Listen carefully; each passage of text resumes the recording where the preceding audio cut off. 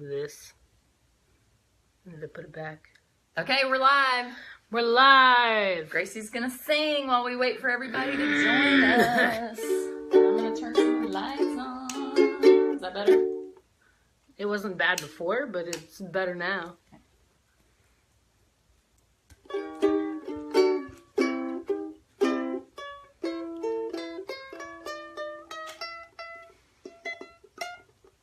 What if I just like played like this? Sing! What do I sing? Oh, now do I sing now? Yes. Oh, okay. While we're waiting. While we're waiting, oh, that makes sense. For people to join. Because we gotta film the video That's once we make it to the actual video part. Uh-huh. Hello, I'm here to perform for all of the people. Here, let me get my tabs up because I don't know the song by memory. There's a lot of different chord changes, you know, and I just gotta remember them, you know? You know what I'm saying? Oh, guys, I got glasses since last time you saw me. So, like, Okay. that's true. Oops, not in that one.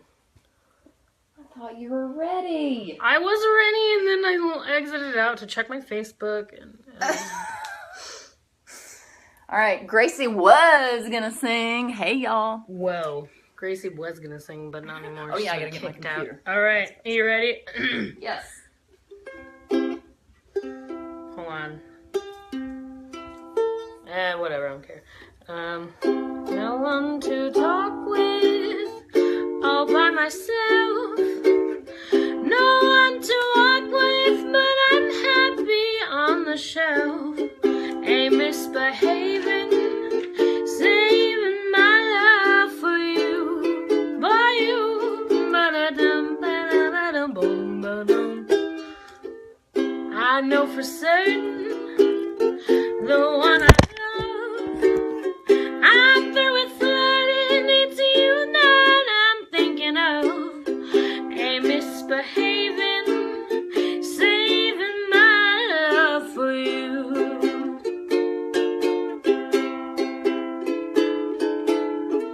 Like Jack Horner in the corner. Don't go nowhere. It went somewhere. It did not go somewhere. It turned Just keep black. singing. You'll be fine. Your kisses are worth waiting for. Believe me. Sorry. I don't stay out late, no place to go. I'm home about 8, just me and my radio. My chords, like, the screen turned black. That's okay. Ain't misbehaving, saving my love for you. Ain't misbehaving, saving my love for you.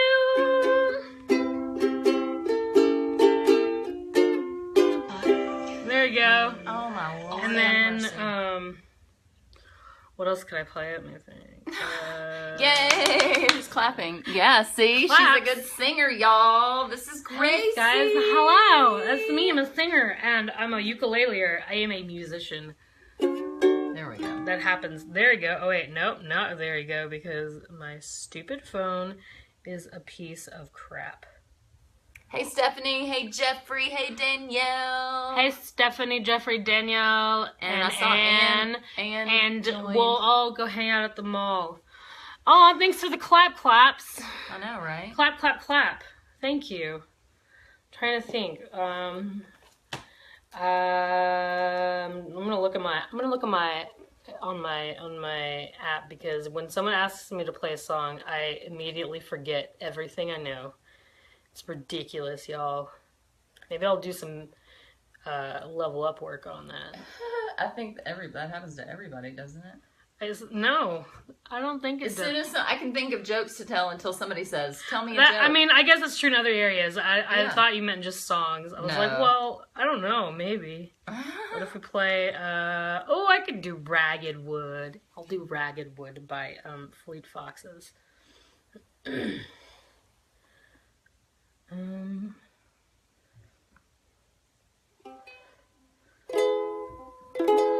Come down from the mountain, you have been gone too long.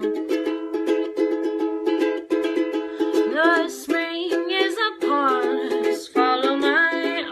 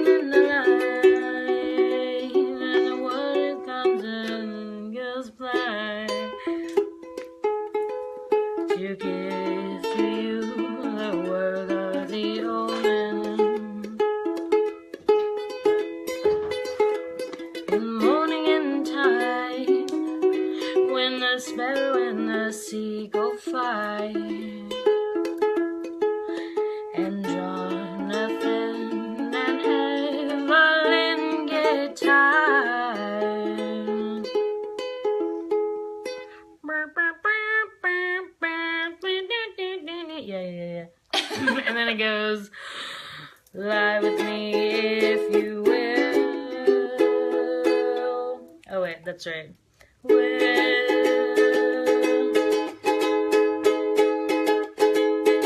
At the top of Derringer Hill,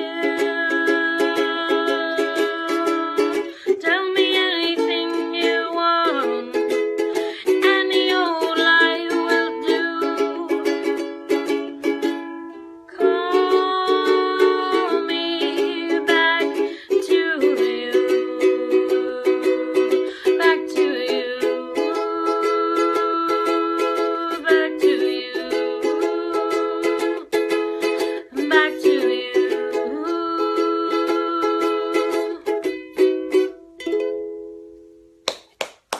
Guys, Fleet Foxes is a great band. Woo! Aw, Yay. thanks Danielle Lynn, you're so sweet. So yes, I have to Thank echo you. that's something I probably have never told you that, Gracie. Yeah, That was one of the first things I noticed about you really, when I first met you, really. was how you seemed. Maybe it's just seeming confident. But that's the first step to confidence. That's For anyone right. who's not confident, pretend you are, and then there you go. It just happens. I apparently look like a very trustful person because today I have to tell everyone that because I just can't. It was like, it was kind of surreal. I went to the mall to buy shoes earlier before I came to Christina's house, right? And this guy, it was before, because so I showed up at 9:30, the mall opens at 10, and I was telling Christina, like, you know, I showed up there not realizing that, like, the mall at one point, like, had to open, right? So at 9:30 a.m., there are mall walkers everywhere, not zombies, but, like, the people exercising in the malls at, like, 9:30 because the building's open, right? And so I walk in there, I'm wandering around, this like foreign guy with his perfume stand is like opening up shop. And he like is trying to get me to, first of all, buy a product before even the mall is open. And then he's all like, hey, can you watch my perfume stand while I go get coffee? I'll be right back. And I'm just like, you trust me, a complete stranger, with your products laid out to watch your stand? And she didn't even steal anything. I know. She's like, what did you bring me? I know. I could have, but I didn't. He told me that. See, everybody loves Gracie. He paid me in good karma, he said. I was like, thanks. You got a lot of good karma built up because you're a sweet girl. Aw, thanks. Yeah, I wouldn't steal things. It's not nice.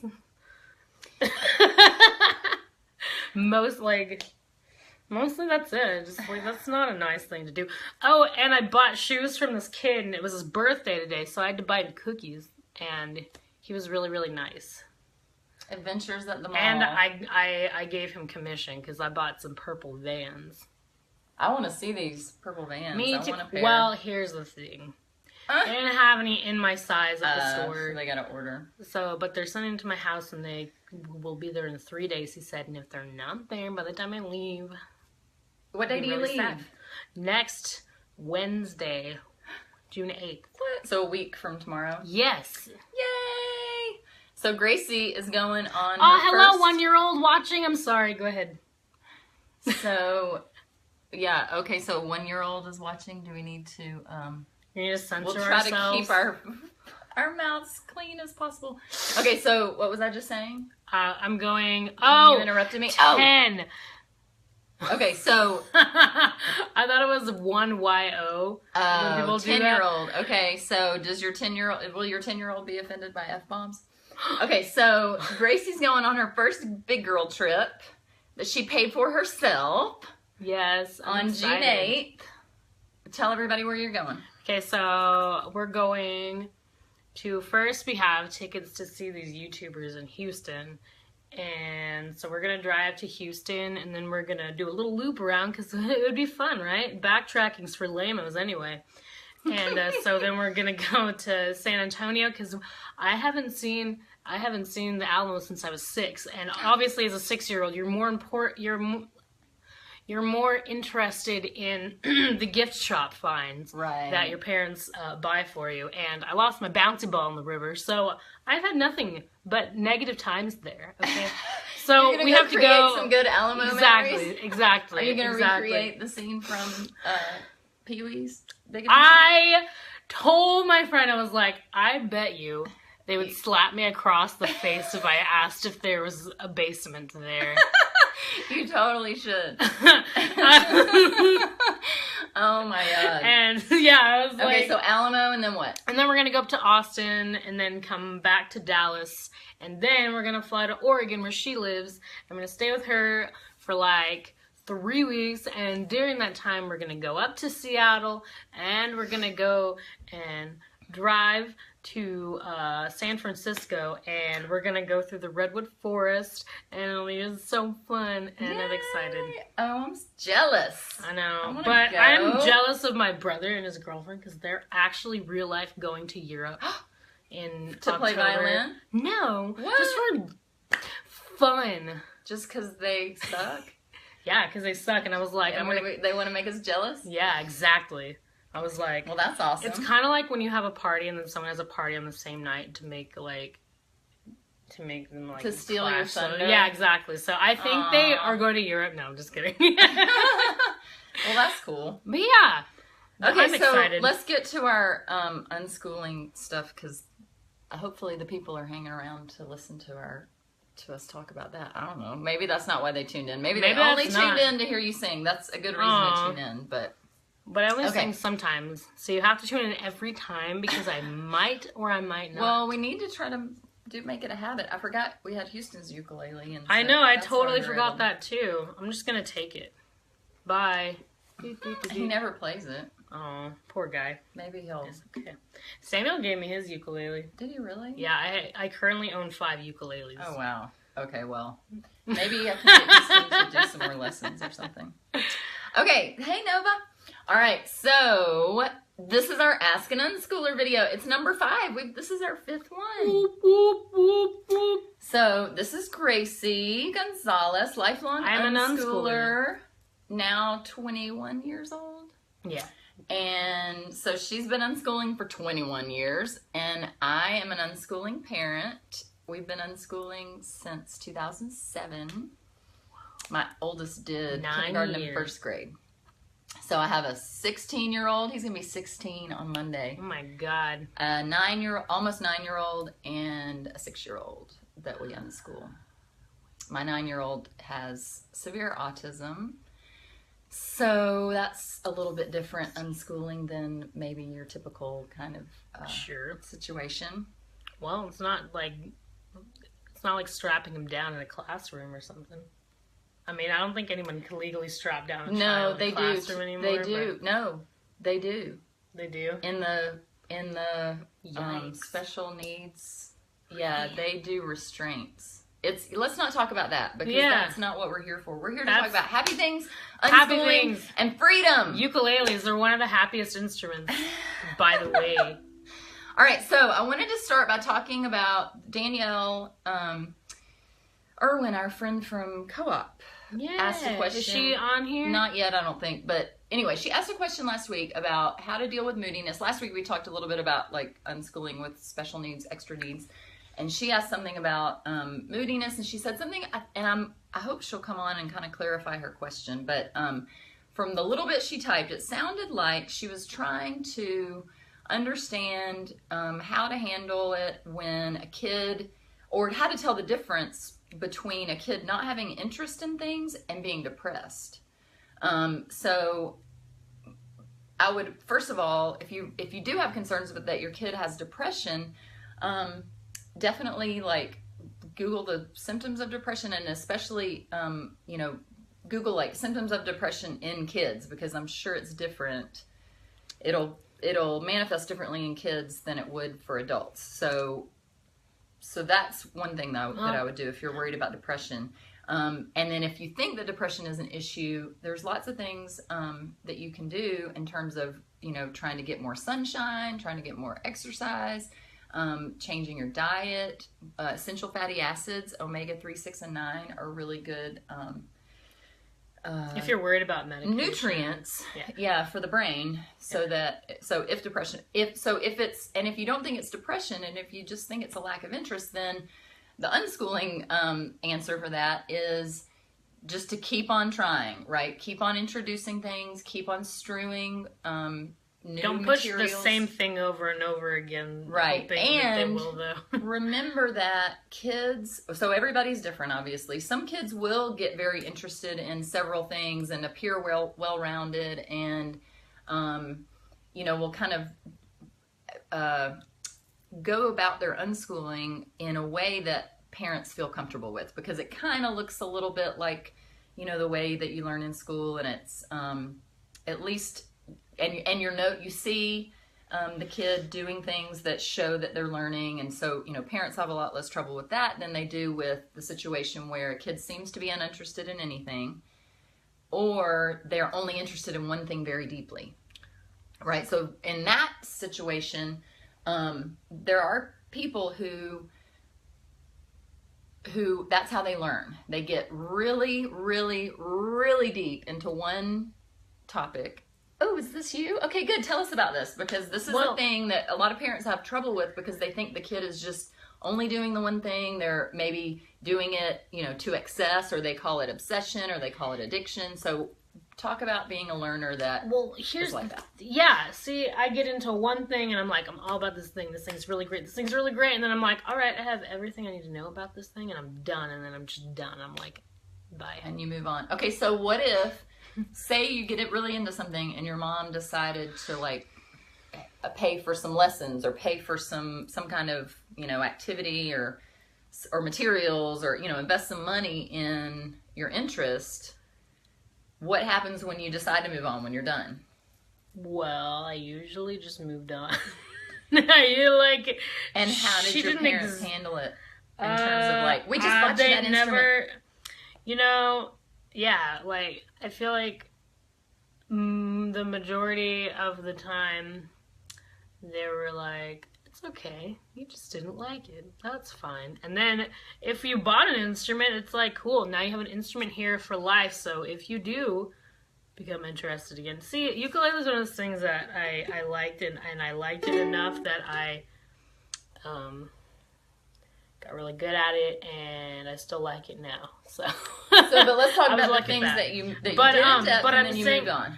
Oh, just taking classes on writing and stuff. I would take those and drop out in half the semester. And so, do you feel like you still got something out of it? Do you feel like it was valuable? I think the reason I dropped out is because I stopped getting valuable information from it. Okay, and so it wasn't that you were being a bad student or giving up. That's one of the things. I kind of felt sometimes that I was, but it wasn't coming from me. It was more like, well, they all think I just gave up on this thing. Right. And I'm just kind of done with it. Right, that wasn't your motivation. It wasn't like it was too hard so you quit. It was just because I did that too a lot. Yeah. But and so talk about how it feels to be able to dip your toe in something or get immersed in something for a while, but then be able to have the freedom to leave it when you're done, when you've gotten everything you can get from it. I mean, it feels pretty good because that's the thing, is that we tend to only make kids go through with entire activities whenever they start showing disinterest. But if you're an adult and you go, I've learned a lot about this, but I think I'm done now. Nobody bats an eyelash, right? If you stop. Yeah, they're just like, oh, okay, that wasn't her thing. It's but apparently that doesn't apply to kids, and so there's this huge pressure to make them continue their class and to be miserable. Mm-hmm. Just so, I saw it a lot through other kids.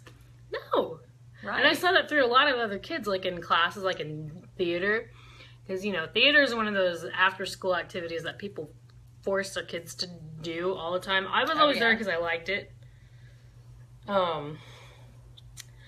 But I could see a lot of kids being forced to do this thing, even when they showed zero, especially I mean, this is a different thing, I guess, but I think it's the same. It's about forcing kids to do something they don't want to do, whether it's finishing it or doing it. Yeah, exactly. Like there were some that I saw get bored in the middle of the semester, and then just like they were little assholes. You know, sorry, 10-year-old who's watching. That's a word. And they would just like disrupt the whole class because they didn't want to be there, and it was terrible for everyone. Right, for the teacher, and so, for the other teacher, students. for the other students, Yeah. for the student that's there. It's like they're not learning anything. They just wanted babysitting, I guess. And right.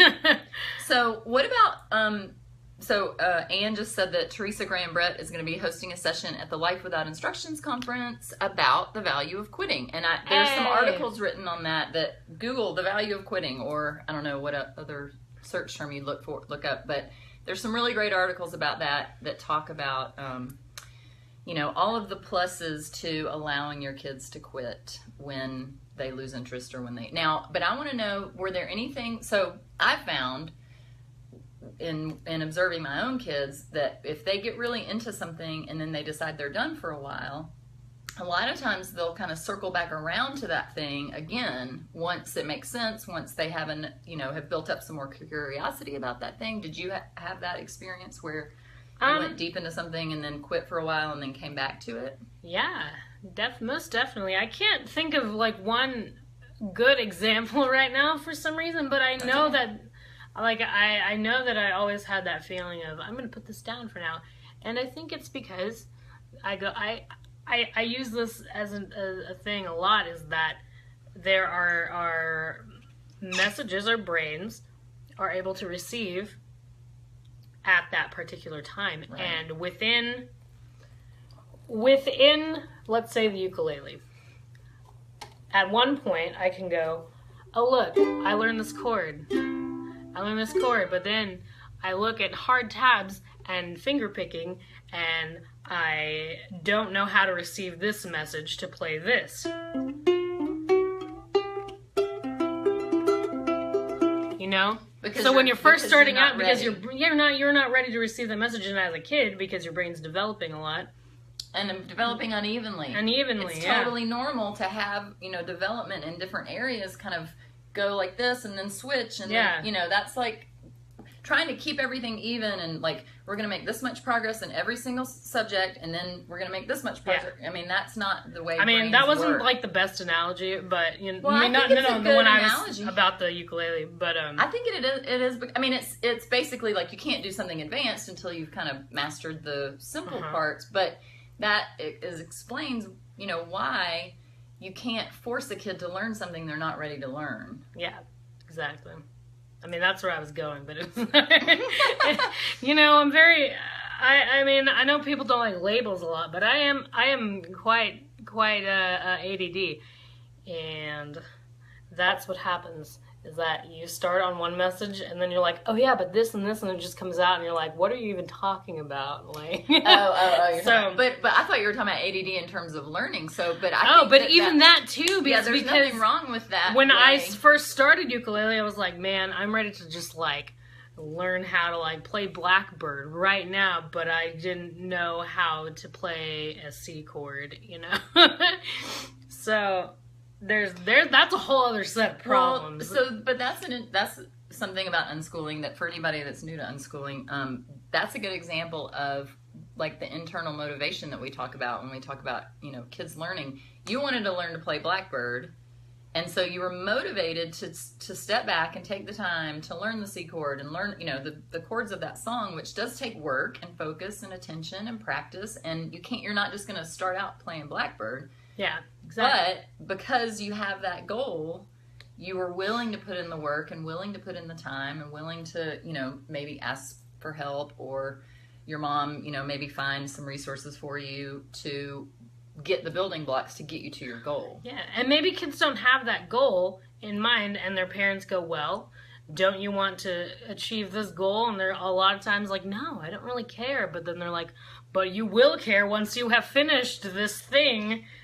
Right. And I don't think that's true. You can't make something care about something they don't. Exactly. care about. Okay, so Anne says James did that with reading. It would get hard. He'd stop with the workbooks, then he'd go back to it. Sometimes months later, he'd be able to do it easy. Oh yeah. So that's a great.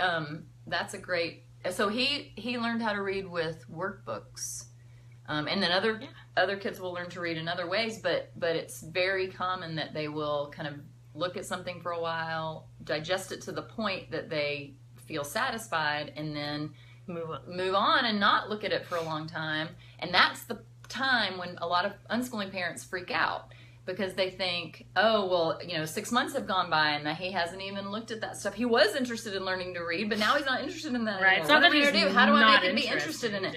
But if you wait, if you, instead of forcing your kid to do the things that they don't want to do, if you wait and focus on your own deschooling while you're waiting, then they usually come back around to, they always come back around to reading, because it's a tool of our culture that they want to decode. And I think what you were saying about digesting the information is it's probably the reason he hasn't touched it or this imaginary kid hasn't touched the textbook in 6 months, because he's digesting the information, he's already learned it, and he's implementing it in his life. And once he gets bored with that and goes, hey, there's this other thing that I can't really do, that's part of the thing I was doing, I can learn that now.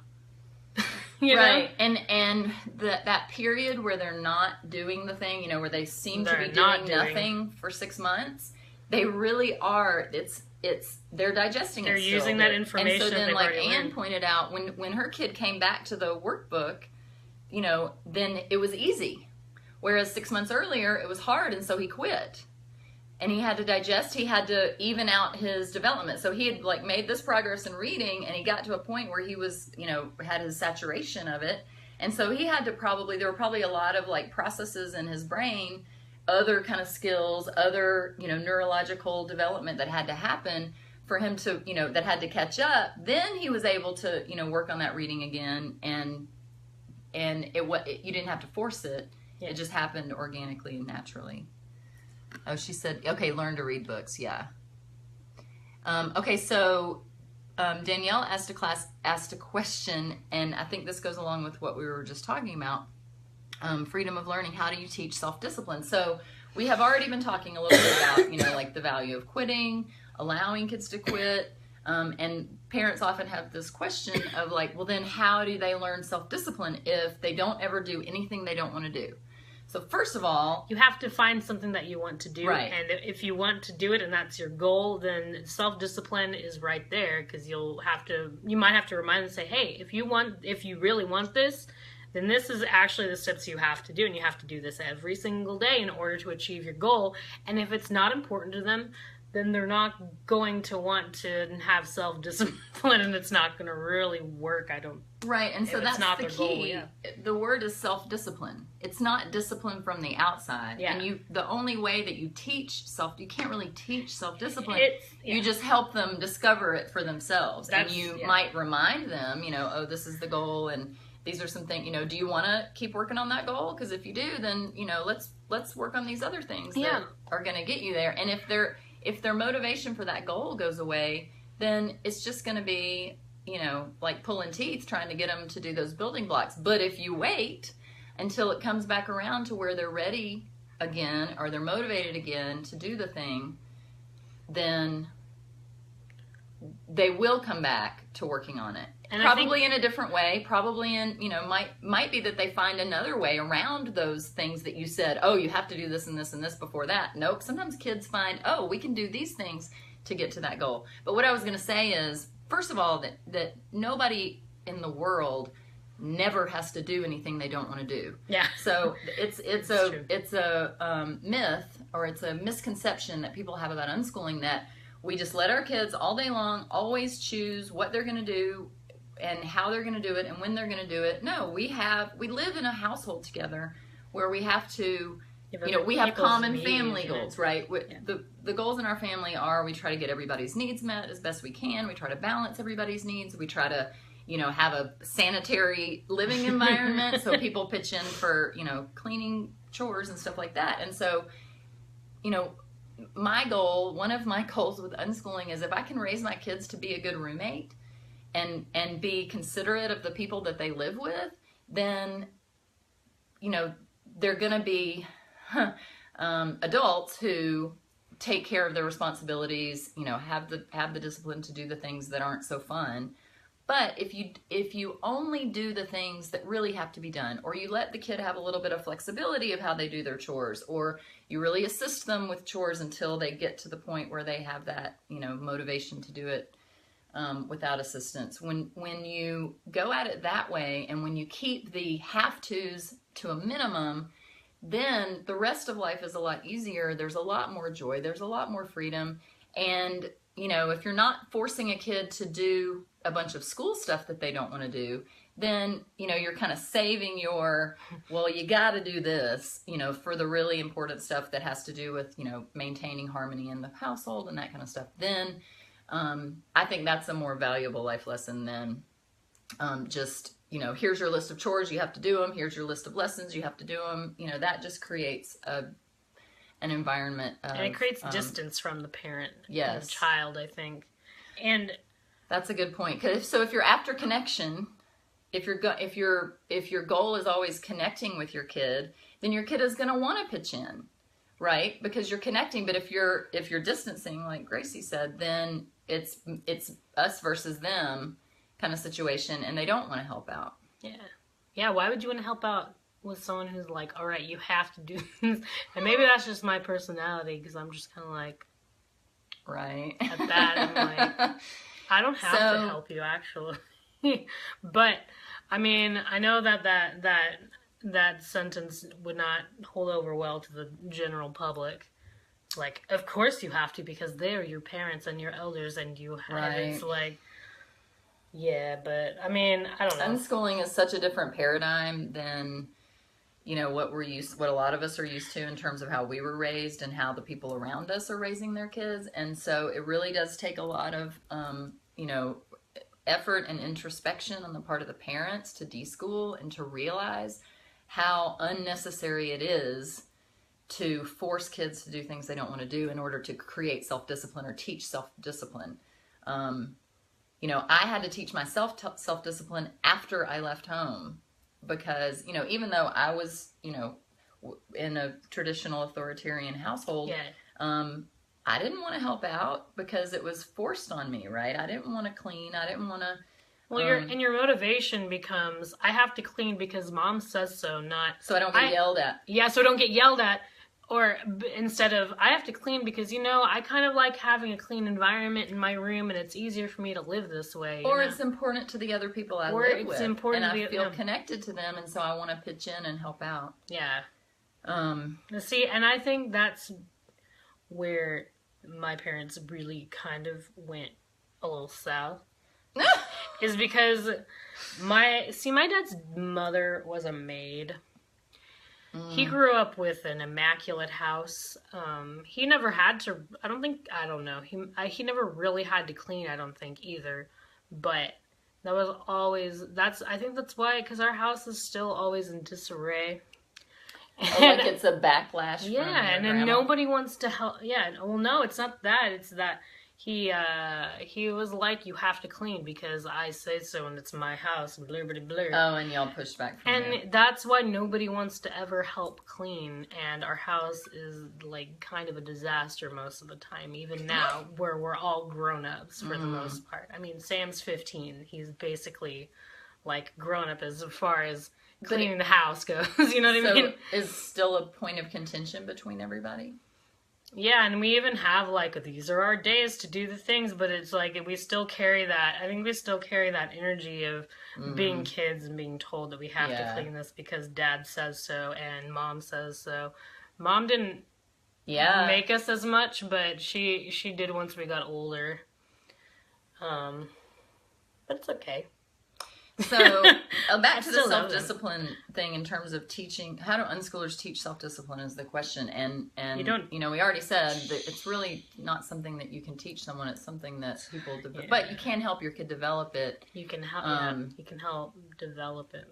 Yeah. But it has to be in a way that, is supportive rather than coercive. Yeah. And I believe that letting kids quit, or letting them quit, but also not giving them attitude if you allow them to quit. So there's more pieces of it than just, okay, you can quit that thing. And not being anxious about that they quit, or not, giving them a hard time about all the money you spent on the thing that, they quit. That's huge in terms of letting kids have the experience of trying things out, quitting when they've reached the saturation point, and then coming back to it when they're ready, and developing that self-discipline in a natural way, practicing it throughout their childhood, so that you don't have to be like I was when I was 20 and I'm like, shit, I guess I got to figure out the self-discipline thing, because I had always had this external structure around me that told me what to do, when to do it, and how to do it. And so I never learned, really how to self-regulate that much until I was on my own. So, and I think this is true about a lot of things with unschoolers, is that, and you can talk to a lot of grown unschoolers that will say, my parents didn't make me get up at a certain time, but once I had an activity that I was wanting to do, then I was motivated to get up on time. And then once I moved out and I had a job, and I was motivated by my paycheck and, to be at my job on time. And the thing is that they had years and years and years to practice that, to fail at it, to sleep through their thing that they really wanted to do, and learn that lesson about, I've got to be more self-disciplined about getting up on time and all of those things. Routine. Okay. Yeah. So, not discouraged. So that's another question that a lot of people ask about unschooling, is structure. And routine is another way to say that, I guess. So when, in kind of traditional parenting, traditional school, I shouldn't say traditional, in the current modern way that we parent and school kids, we create this external structure, right? This external routine that's imposed on kids. And some kids, kind of go along with it just fine. Some kids rebel against the structure. Some kids kind of go do something in between, where they're partial rebellion, partial, acceptance of the routine. But what most unschoolers do is they find their own rhythm.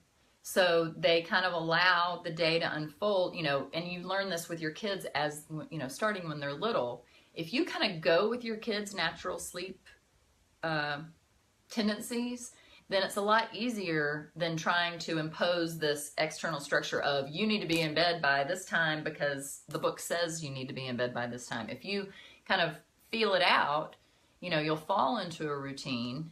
And so then there's structure and there's routine and there's security, because kids do need, kind of the security of a routine. A lot of kids do, but it's a schedule and a routine that is in alignment with their natural, rhythm, rather than something that, is start school at 8, do lunch at this time, pee at this time, you're done with school at this time. So a lot of unschoolers will end up, if they have nocturnal, kids, they end up doing their unschooling late at night, where I remember so many different, late night conversations with my teenager that, wouldn't have happened at another time of day because of all of the other, the little kids and all of the other distractions, and it's quiet at night and we had privacy, and, so we've had, a lot of great kind of learning opportunities present themselves in the form of different conversations. But if I had said, nope, in bed by 10, or whatever time, then we wouldn't have been able to, take advantage of those opportunities.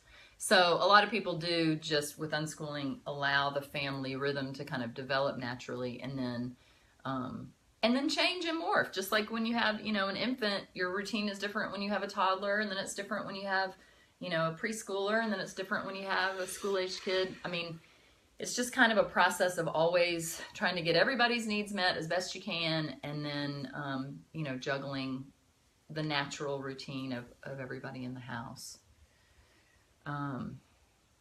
So yeah, is routine discouraged? Danielle asks. I think it depends on who you ask. Yeah. Some people, would say, impose any kind of external routine on your kids. But, sometimes, like, especially if you have a littler kid, in terms of, okay, so like, here's an example with radical unschooling and radical unschooling just means that you use unschooling principles in the entire parenting relationship. So you might let the kid choose their own bedtime, right? But with a littler kid, you could just let them go till they crash, but there's going to be meltdowns probably. So a parent can let their kids stay up to the point that they, get tired, but then you can say, let's go in this room away from the TV where it's quiet and let's color together, or let's read together, or let's, do a quiet activity to encourage the sleep that that kid needs. So some might say that that's imposing an external, schedule, but really it's just being responsive to the needs of your child and helping them, make choices that are going to be healthy for their body and healthy for their relationship, so you don't end up with meltdowns and that kind of stuff. So so a lot of people will say that. I have a friend, Nina, who she said she didn't learn. So Danielle said it's amazing to me how we've been naturally unschooling without even knowing it was. It just flowed. And Nina said the same thing, where she, didn't know the word unschooling until her kids, I don't remember how old, but I think she had at least 3 of her kids already, and realized, oh, this is what we've been doing, because she was just listening to the needs of her kids. And attachment parenting often kind of morphs naturally into unschooling. So if you're already listening to your kids' needs and trying to respond and, create a routine that's in alignment with their natural tendencies, then, unschooling does just kind of flow naturally from that. Because, some people will stop and say, okay, now you're school age, now you need to, and start imposing all this external structure. But when that doesn't feel right, or it feels forced and it causes conflict, then, a lot of times people will end up going back to kind of the way you did it when they were little. And you just can continue on, for the rest of your parenting child relationship, that if you're always listening and always trying to create connection, then the kids get what they need. They learn what they need to learn. You help them find the resources to, to reach their goals. And help them find the new resources for the new goal when the goal changes. When they quit. Yeah, when they've, kind of reached the saturation point of a certain topic. Yeah, exactly. Okay, so I think that's all the questions that we have so far. I was going to talk about screen time today a little bit. So if anybody has questions about screen time, you can type them in here, or any other questions. We've got, about 15 minutes maybe? No, less than that. About 10 minutes till you have to leave. Okay, so we'll just talk a little bit about screen time. So there are, like I said, kind of 2 different ideas about unschooling, in terms of some people will only use unschooling principles with educational, in the area of education, and in terms of, like letting go of lessons and that external, artificial structure with schooling. But then radical unschoolers will, to varying degrees, let go of that external structure in all areas. And so screen time becomes kind of a big deal when you're not forcing your kid to turn it off at a certain time, when you're letting your kid follow their interests. If they're interested in things that come from screens, a lot of times parents have, a really hard time with that. Let's see, Gracie, has there ever been anything that your parents let you quit and you were later mad at them for not making you finish? Ooh, let's answer that one real quick, and then we'll go back to screen time. Let me think. I'm trying to think. So my ex-husband always uses the example that his mom didn't force him to do piano lessons, and he's mad at his mom because now he can't play piano. And I keep telling him he had the ability, and you can learn it now. Yeah, that's what Like, I was gonna say. you don't have to be mad at your parents that they let you quit something, because you can always, if you're alive, you can learn it again. You that's kind of how start I over. feel. Yeah. I can't think of anything really, you know. Like I always pitched a big fit about quitting so that it would let me sometimes, you know? And so sometimes I would, like, after, I'd be like, was that the best idea for me to quit that? But looking back on it now, I don't have even one example of anything I have been angry at them for, because ultimately, at that point, after they've introduced me, it's my job. It was always my job to be like, do I want to do this or do I not want to do this? And if I didn't want to do this, then there was like probably zero way they could make me. Yeah. At least without feeling bad. Without lots of conflict. God, that would be sad, wouldn't it? Yeah, and I think, that it puts the responsibility on the learner. You know, like, Dave is mad that his mom didn't force him to do piano lessons. And I always say, look, first of all, you would have resisted it if, obviously she let you quit because you were resisting it too much. So you weren't ready. It wasn't something that, you were motivated to do. But now that you're motivated to do it, do it. It's never too late. Exactly. And, and if a parent, so I can imagine scenarios where a parent will say, okay, I paid for this kid to have lessons and then they quit. So that's it. I'm not paying for that again. But that's not supporting your kid. If your kid comes back around and is motivated again, that's the time to say, okay, let's try this again. Let's see. And maybe even have a conversation. All right, if I'm going to pay for it, will you commit to doing 10 lessons? Because I'm not going to pay for it if you don't, it's not, unschooling is not just everybody just do whatever the hell they want all the time. It's a negotiation. It's a relationship where you say, look, this is expensive, and if I'm going to commit this amount of money, I want you to commit a certain amount of time to really give it a chance and see, if it's something that you want to do. If, it's an agreement that parents and kids come to. Yeah, and if there's no agreement there beforehand and you just go, you can't quit, then it's kind of unfair, right? Because there was no agreement in place. If you didn't say that to the kid, like, I agree to pay for this, but you can't quit until you've done a certain number of lessons. If you didn't say that to the kid to begin with, then, how can you expect that the kid knows, oh, I'm supposed to finish this to my parents' satisfaction? Yeah, so they're not even doing it for them anymore, One example I can think of where my parents put me in piano, and we quit because the teacher was mean, and also I was like, I don't like this. But now I've kind of gone back to the piano, and like I haven't really learned like a whole lot of scales, and I know enough music theory to know like what the notes are and like perfect fifths, major fourths, all that stuff.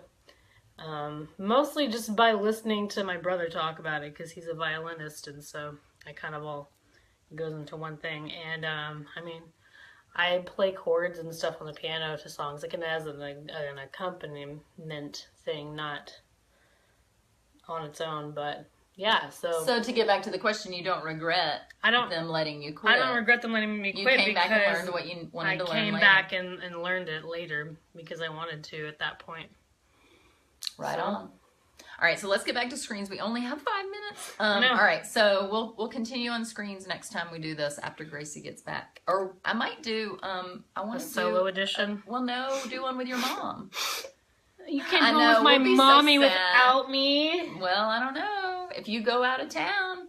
All right, so let's just introduce the topic of screens since we don't have much time. But okay, so one thing that I think is important for parents to understand is that there's a bias against screens, and I think part of that is because it's a new technology, right? When books were new, when the printing press was new and books started to become more readily available, there was a lot of attitude for a long time that sitting around reading books was a waste of time. You weren't doing anything, and when you're watching somebody read a book, it does look like they're doing nothing, right? They're just sitting there. But there's a lot happening, right? When you're reading a book, you're taking in information, you're thinking about it, you're forming opinions, you're, learning new things, you're processing the information. There's so much going on, and now we're glad if a kid wants to, read books a lot, because that's like, the standard of learning, right? If it comes out of a book, it's learning. So if you think about that, we're doing the same thing with screens that, they did with books hundreds of years ago. And if you understand that when you're watching somebody interact with a screen, and whether they're playing a video game or watching a show or watching a YouTube video, what else do you do with screens? Skyping, that's another thing that a lot of unschoolers are doing. They'll Skype with their friends far away. What else comes out of a screen? I know some kids even learn like HTML on right, there a lot. Yeah, so like Googling and then doing some kind of online tutorial thing about learning programming. That's a big thing. Minecraft, would be considered a video game, but there's a lot of learning that happens with Minecraft. So if you think of the screen, there's an analogy that a lot of unschoolers will use, that the screen is just a window into the world, right? And if you think of it as just an opportunity, a learning opportunity, then you can kind of relax and let the kids choose that more often without freaking out. Now, I just talked about if your kid's depressed, helping them get more sunshine is, a way. So if you feel like your kid's shut into their dark room for too long, then my approach is to talk to the kid about my concerns. I'm worried that you're not getting enough sunshine. You need sunshine for vitamin D and for all these other nutrients that are really important for your development. And so, if you don't want to leave your room, all you want to do is play your video game at this phase of your life, wait a minute, then let's think of a way together to get some more sunshine, to get a little more exercise. Involve the kid in the problem solving of sitting in one spot doing screens all day is not that healthy for your body. So how can we, in a way that you're interested in, what would you want to do? Do you want to ride your bike? Do you want to go to a park day? What does the kid want to do in order to solve that problem of being too sedentary? Yeah. What were you going to say? I was going to say that I know lack of interest in self-care is also a sign of depression. Yes. And if you want to be cooped up in your room all day in your bed, snuggled up, if this happens like week after week after week, I'm talking about, not just one day of being lazy, because that happens to everyone, right? If you just want to be holed up in your room, under your blankets, watching Netflix all day, and you don't care how many days you've gone without taking a shower, you don't care that you're lacking vitamin D, it is probably a good thing to analyze.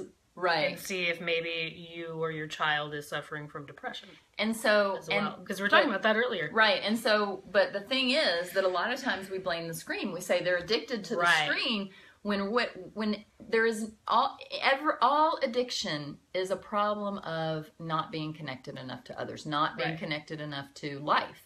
Right? So whether you use a screen or you're a shopaholic or you're an alcoholic or you're addicted to some other kind of drug or some other kind of activity, it's not the drug or the activity that's, that you're addicted to really. It's the feeling of connection that you get when you do the thing. So blaming the screen is not, I don't think, appropriate or helpful, because what you have to do is get to the underlying, what is my kid missing in life that he's using the screen to, escape from. Now, sometimes that's the case. But I think a lot of times it's just a seasonal thing where a kid will spend the majority of their day working on a video game, and then 6 months later, once they've beaten the game, or maybe it doesn't even take 6 months anymore, but, I know there's one unschooler wrote a big, it was either a book or an article, a long, article about everything he learned from a year of playing a video game. And he was like very much immersed in that video game for a year. But, later he was able to look back on it and, talk about all the things he learned, like self-discipline and perseverance to try to, get to the next level and to, Because that is self-discipline. Right. And then he came after that year of that video game, then he didn't do video games for a long time. So if his parent had said, well, I'm going to limit it to 30 minutes a day, then he wouldn't have been able to get in depth, and learn the things that he learned during that year which then, you know, created a platform for his learning for the rest of his life that, you know, was much more of, I guess, a solid foundation. All right, so it's time for you to go, Gracie. You kick me out. I know. No, I want you to stay. She's kicking me out. All right, so next time we'll talk more about screens. Maybe with my mom. Without me. Oh, so this is good timing. Julie said that she just came home from the pediatrician and got a huge lecture about screen time.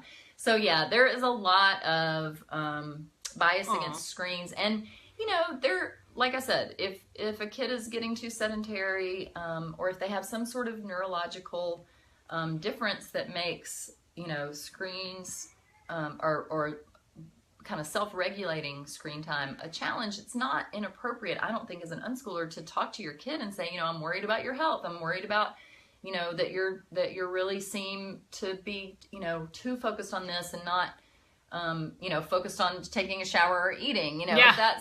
Then it's about communication. It's not about saying, okay, I'm going to impose an external structure on you. If the kid is involved in developing a game plan to kind of moderate, you know, any sort of negative effects of a lot of screen time, then, you know, you're going to be much more successful, first of all, in implementing the plan, and, you know, it puts that responsibility back on the learner rather than the responsibility being on creating some sort of structure that the parent thinks is right, but, you know, the kid is not going to comply with anyway. All right, Danielle said, have a great trip, Gracie. Aw, thanks, Danielle. Yes. All right, so we'll have all 5 of the Ask an Unschooler videos on the Radiant Living website. It's under Unschooling, and then you drop down and it says Ask an Unschooler videos, so it should be easy to find on radiantlivingandlearning.com. Oh, and Life Without Instructions, today's the last day for early bird registration, so everybody go register. Go tweet, register. And I think Gracie's going to be there, right? Maybe? Is it 100%? We don't know yet. I don't know yet. I have to see how much money I have. We think that she probably is going to be there. I'm going to be there for sure. And so hopefully we'll see some of you at Life Without Instructions in September. Without instructions included. That's right. Those come separately. LWI. There's actually, just kidding. They don't come at all because there's none. All right. So Gracie's plan. gonna have a safe trip. We're gonna do your last. Oh yeah. How has your anxiety about traveling been since we did? It's been pretty non-existent. Oh yay! Okay, so we'll talk more about that. Yeah. In another video I'll be posting. We did a level up session with Gracie last week that we'll be posting soon about edited. Helping her travel anxiety. It was hard to edit. Was it? I was like cringe at every moment. Oh yeah, that sucks. All right, so we'll be. Oh look. Okay, never mind. It was Dominique. Hey, Dominique. Okay, so yeah, happy summer travels. We'll try to get Mommy Gonzalez, Mama Gonzo, to do a Ask an Unschooler video, because she actually, you know, she's obviously unschooled 3 kids, but now she's a teacher, and she always has been a teacher, but she's full-time teaching at a school for kids with learning differences and special needs. So I want to talk with her more about that topick. So hopefully we'll do that while you're gone. All right. Thanks everybody for watching. Thanks. You're closer. Will you hit finish? Bye.